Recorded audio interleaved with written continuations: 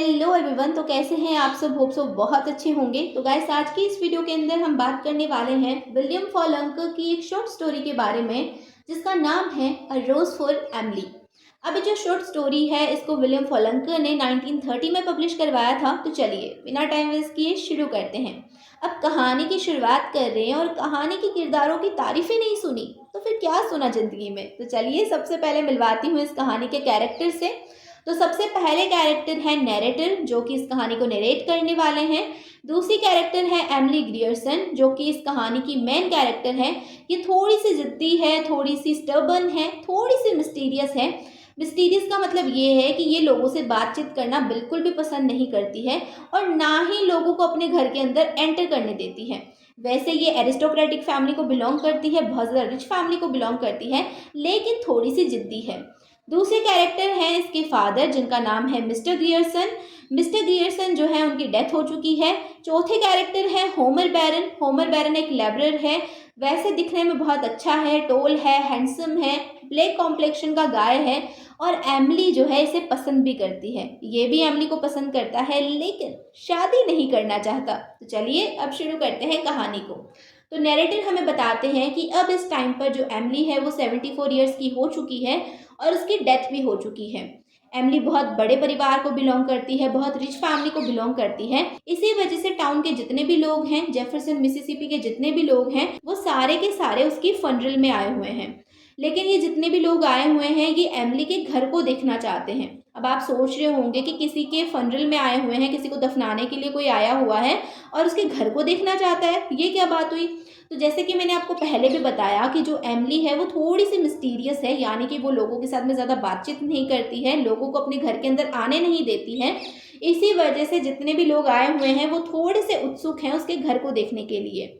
अब मैं आपको बता दूं कि जो एमिली है वो एक बहुत अच्छी पेंटर है, वो बहुत अच्छी अच्छी पेंटिंग बनाती है और टाउन के जितने भी छोटे छोटे बच्चे होते हैं वो उसके पास में चाइनीज़ पेंटिंग सीखने के लिए आया करते थे और वो भी जो है उन बच्चों को प्यार से पेंटिंग सिखाया करती थी। लेकिन उनके अलावा वो किसी को भी अपने घर के अंदर एंटर नहीं होने देती थी और यही वजह है कि टाउन के जितने भी लोग हैं वो उसके घर को देखना चाहते हैं।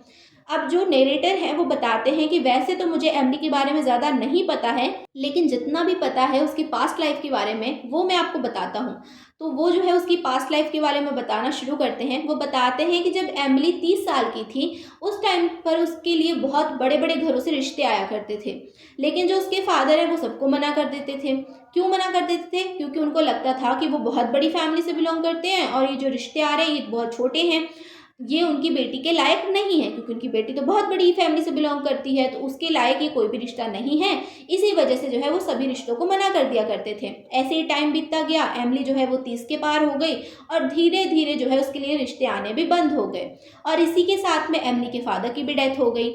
अब वो जो घर है एमिली का, वहाँ पर वो अपने फादर के साथ रहा करती थी। उसकी फैमिली में उसके और उसके फादर के अलावा कोई भी नहीं था। अब जैसे ही उसके फादर की डेथ होती है, वो ये जो शोक था वो सहन नहीं कर पाती। उसे लगता है कि नहीं, ऐसा कैसा हो सकता है, मेरे फादर मुझे छोड़ के नहीं जा सकते। तो वो क्या करती है, 3 दिन तक टाउन के लोगों को उसके फादर की बॉडी को हाथ भी नहीं लगाने देती। वो बोलती है कि नहीं, मेरे फादर की डेथ नहीं हुई है, मैं इनका फनरल तुम्हें नहीं करने दूंगी। और 3 दिन तक वो अपने फादर की डेड बॉडी को अपने पास ही रखती है। फिर बाद में जो है टाउन के लोग जबरदस्ती उससे उसके फादर की बॉडी जो है लेते हैं और उसका फनरल करते हैं। ऐसे टाइम बीतता जाता है, धीरे धीरे जो एमिली है वो अपने आप को उस घर के अंदर बंद कर लेती है। वो लोगों के साथ ज़्यादा बातचीत नहीं किया करती थी, बस टाउन के कुछ छोटे मोटे बच्चे जो है उसके पास पेंटिंग सीखने के लिए जाया करते थे और वापस आ जाया करते थे। लेकिन धीरे धीरे टाउन के जो लोग थे उन्होंने अपने बच्चों को भी वहाँ भेजना बंद कर दिया। तो ऐसे टाइम बीतता जा रहा था। एमिली अकेले जो है वहाँ पर अपने घर में रहा करती थी, किसी के साथ ज़्यादा बातचीत नहीं करती थी, चुप चुप रहा करती थी और उसकी शादी तो हुई नहीं थी, तो इसी वजह से वो अकेले ही घर में रहती थी। अब यहाँ पर होता क्या है, एक बार जो है जेफरसन मिसिसिपी में कंस्ट्रक्शन का काम चल रहा था। तो बाहर से बहुत सारे लेबर आते हैं, उन्हीं में एक लेबर का नाम था होमर बैरन। अब इसके बारे में मैंने आपको पहले भी बताया है कि ये देखने में बहुत सुंदर है, टोल है, हैंडसम है, साथ ही ब्लैक कॉम्प्लेक्शन का है और खुले विचारों वाला आदमी है। बातें बहुत बना लेता है, बातें बनाना तो कोई इससे सीखे। और इसकी बातों के जादू की वजह से ही जो है पूरे टाउन के लोग इसे पसंद करते हैं। तो एमिली के ऊपर भी इसका जादू चल जाता है, एमिली भी इसे पसंद करने लगती है। धीरे धीरे इनकी नज़दीकियाँ बढ़ने लगती है और हर संडे को एमिली और ये जो होमर बैरन हैं, ये जो है मॉर्निंग वॉक पे निकलते थे। अब जैसे ही टाउन के लोग इन्हें देखा करते थे, उनको गुस्सा आता था। उनको लगता था कि भई ये जो आदमी है, ये एमिली के लायक नहीं है, क्योंकि एमिली तो बहुत बड़ी फैमिली को बिलॉन्ग करती है, बहुत रिच है, और ये आदमी क्या है, ये तो एक लेबर है, ये एक मज़दूर है। तो एक मज़दूर का और एक बड़े आदमी की बेटी का क्या मेल? तो वो चाहते थे कि एमिली और इसकी शादी ना हो। तो वो क्या करते हैं, वो जो है एमिली की कज़िन्स को बुलाते हैं, जो कि अलबामा में रहती थी, उनको बुलाते हैं ताकि वो जो है एमिली को समझाए और ये शादी ना हो।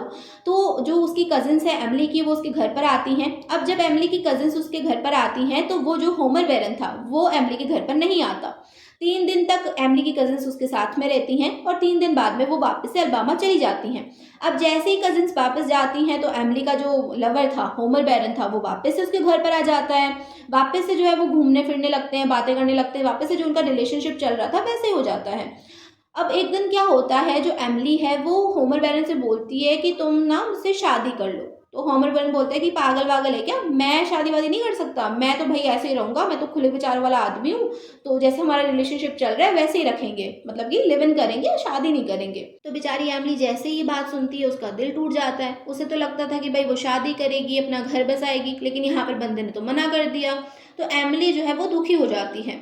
अब इसके थोड़े दिनों बाद में जो टाउन के लोग हैं वो नोटिस करते हैं कि आजकल होमर बैरन जो है वो एमिली के साथ दिखाई नहीं देता। पहले तो वो हर संडे को घूमने जाते थे, लेकिन आजकल वो दिखाई नहीं देता। तो टाउन के लोग सोचते हैं कि शायद वो जो है एमिली को छोड़ करके जा चुका है।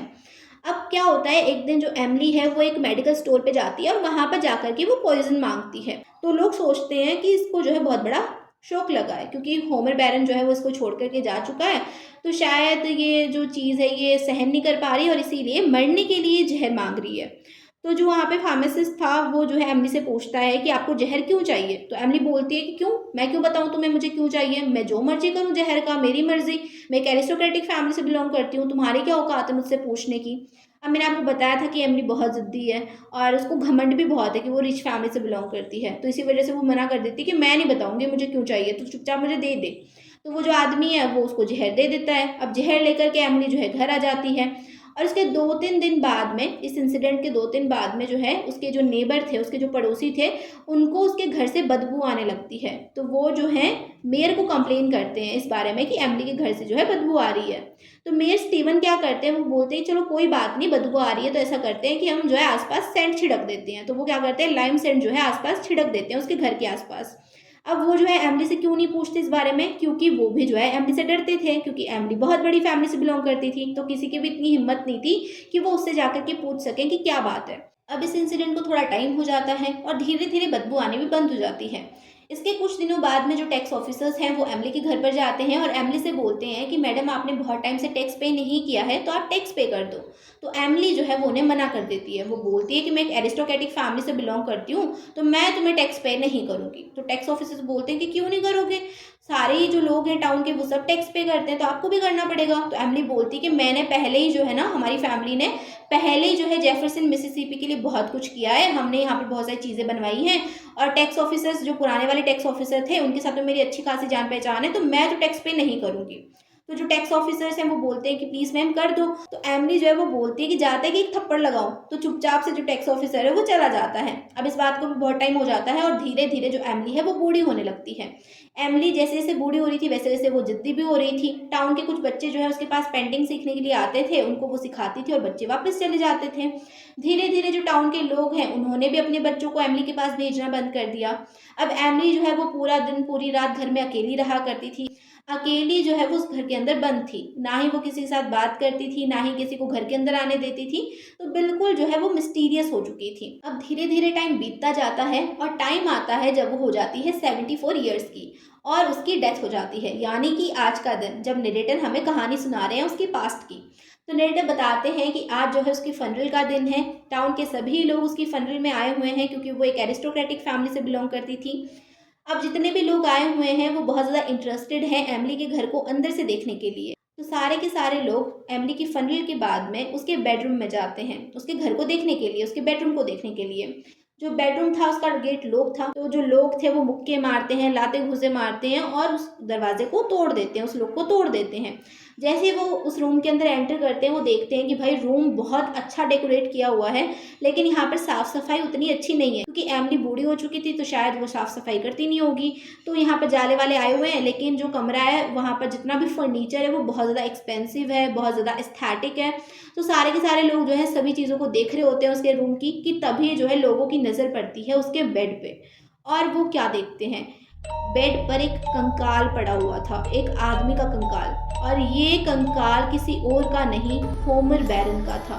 वही होमर बैरन जो कि एमिली का लवर था और एमिली जिससे शादी करना चाहती थी। होमर बैरन ने शादी करने से मना कर दिया और इसी वजह से एमिली ने चूहे मारने वाली दवा जो है वो होमर बैरन को खिला दी और होमर बैरन को मार दिया। और होमर बैरन के मरने के बाद उसकी बॉडी को उसने अपने बेड पे रखा और रोज वो उसके साथ सोती थी, उस डेड बॉडी के साथ में।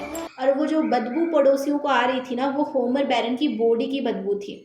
अब आप देख लो कि जब होमर बैरन एमिली को मिला होगा उस टाइम पे वो जो है 35-38 के समथिंग रही होगी, और अब जो है वो 74 ईयर्स की हो चुकी है। यानी कि इतने सालों से एमिली एक डेड बॉडी के साथ में सो रही थी।